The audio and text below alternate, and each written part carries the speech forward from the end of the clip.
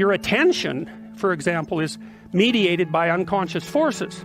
And you know that perfectly well. And this is another Freudian observation. You know, if you're sitting down to study, for example, your conscious intent is to study. But you know perfectly well that all sorts of distraction fantasies are going to enter the theater of your imagination non-stop and annoyingly. And there isn't really a lot you can do about that except maybe wait it out. You know, so you'll be sitting there reading and your attention will flicker away. You'll think about, I don't know, maybe you want to watch Jane the Virgin on Netflix or something like that. Or maybe it's time to have a peanut butter sandwich, or you should get the dust bunnies out from underneath the bed, or it's time to go outside and have a cigarette, or maybe it's time for a cup of coffee. Or it's like all these subsystems in you that would like something aren't very happy just to sit there while you read this thing that you're actually bored by, and so they pop up and try to take control of your perceptions and your actions non-stop. Maybe you think, well, this is a stupid course anyways, why do I have to read this damn paper, and what am I doing in university, and what's the point of life? It's like you can really get going if you're trying to avoid doing your homework, and then you might think, well, what is it in you that's trying to avoid? Because after all, you took the damn course and you told yourself to sit down. Why don't you listen? Well, because you're a mess. That's basically why. You haven't got control over yourself at all. And no more than I have control over this laptop. Okay, so there's the memory function of the unconscious, and there's the dissolutive function. That's an interesting one.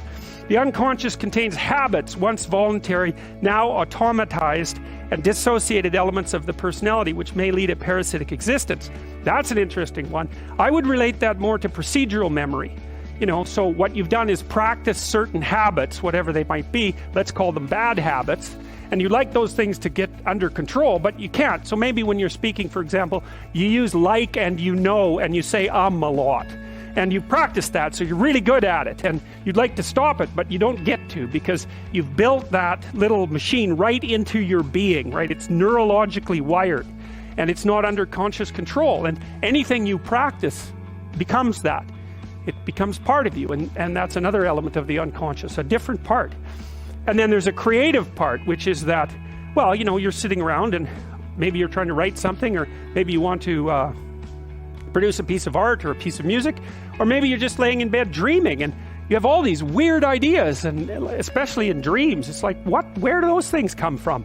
And even more strange, one of the things that's really weird about dreams, and almost impossibly weird, is that you're an observer in the dream. It's like a dream is something that happens to you. Well, you're dreaming it, theoretically, so how is it that you can be an observer? It's almost like you're watching a video game or a movie, but you're producing it, at least in principle, although the psychoanalysts would say, well, no, not exactly. Your ego isn't producing it, your unconscious is producing it. It's a different thing. It's a different thing. And of course, Jung would say, well, it's deeper than that. The collective unconscious might be producing it. It's, in some sense, it isn't you exactly, or it isn't the you that you think of when you think of you. And that's the ego from the Freudian perspective, the you that you identify with. That's the ego. And outside of that is the unconscious. The id, that's more the place of impulses, and you could think about those as the biological subsystems that can derail your thinking, right? And that govern things like hunger and sex and aggression and your basic instincts is another way of putting it. And it's a reasonable way of thinking about it, because these are subsystems that you share with animals. You share them certainly with mammals. You share most of them with reptiles. You share a lot of them with amphibians, and even going all the way down to crustaceans. There's commonality, for example, in the dominance hierarchy circuits. And so these are very, very old things. And the idea that you're in control of them is, well, you're not exactly in control of them. And I would say the less integrated you are, the less you're in control of them, and the more they're in control of you. And that can get really out of hand, you know. You can be like with people who have obsessive compulsive disorder, for example, which seems to be, I would say, the dissolutive elements in some sense of the unconscious, the way that it's portrayed here.